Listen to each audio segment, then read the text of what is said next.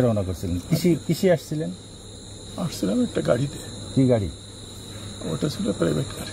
ওটা থেকে কোথায় নামছেন আপনি? নামছিলাম আমরা মহেশপুর নাকি কোন জায়গায় তো চিনি না। তারপর সেখান থেকে আপনার কোথায়? সেখান থেকে আমরা গেছিলাম ওই যে কোন জায়গা ওইটা জায়গা তো নাম জানি না। ই করে ওই দালালরা নিয়ে গেছিল, নাম আর বলতে পারেন না? তখন ওখান থেকে মহেশপুর থেকে কি গাড়িতে আপনারা গেছিলেন? ওখান থেকে গেছিলাম ভ্যানে।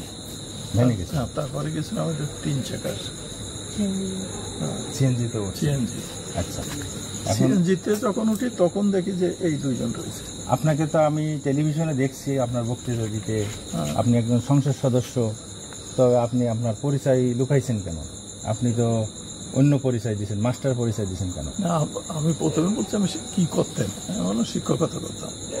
তারপরে আমি বলছি, আমি নিজেই বলছি যে আমি না, আপনি প্রথমে তো স্বীকার করেন নাই যে আপনি না ওখানে সংসদ সদস্য। না, ওখানে আমি তো অত কথা বলার সুযোগ পাইনি, এখানে এসে তো সব বলছি। তারপরে আপনি আমাদেরকে বলছেন যে আমি এখানে একটা আত্মীয় বাড়ি বেড়াতে আসছি, আমি ইন্ডিয়া যাচ্ছি না, কথা বলছেন। ভ্যানের পরে বলছেন না আমাকে? না, বলছি এখানে বেড়াতে আসছিলাম। তো আপনি ইন্ডিয়া যাচ্ছেন না সে কথা বলছেন।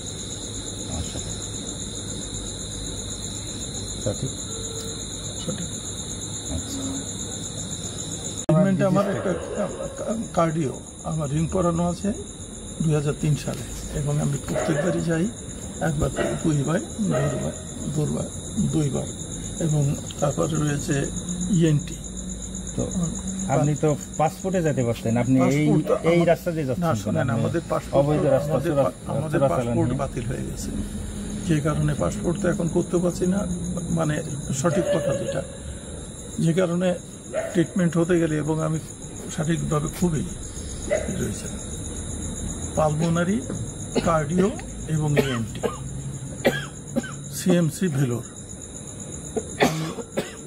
মানে যে প্রেসক্রিপশন বা রিপোর্ট সবকিছু দাখিল করতে পারে।